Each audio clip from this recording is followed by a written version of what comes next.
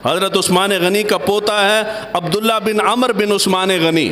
ان کی شادی امام حسین کی بیٹی حضرت فاطمہ بنت حسین کے ساتھ ہوئی ہے.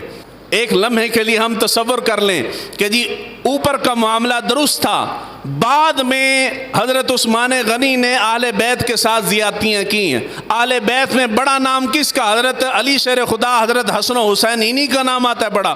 حضرت امام حسین اپنی بیٹی کا رشتہ حضرت عثمان غنی رضی اللہ تعالیٰ عنہ کے پوتے کے ساتھ کر رہے ہیں، یعنی عثمان غنی کے گھر رشتہ دے رہے ہیں.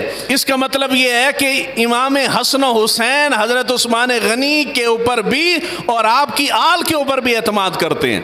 دوسرے نمبر پہ حضرت امام حسن کی پوتی تھی ام قاسم، امام حسن کی پوتی.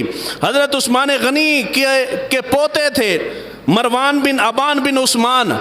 حضرت امام حسن کی پوتی کی شادی حضرت عثمان کے پوتے کے ساتھ ہوئی ہے. اس کے بعد چوتھا رشتہ مشہور نام ہے، حضرت امام حسین کی شہزادی تھی سکینہ. سکینہ واقع کرب و بلا کا مین کردار ہے. اب حضرت سکینہ کا ذکر تو کر دیا، واقع کرب و بلا تک بیان کر دیا، یہ نہ بتایا کہ ان کی شادی کس کے ساتھ ہوئی ہے.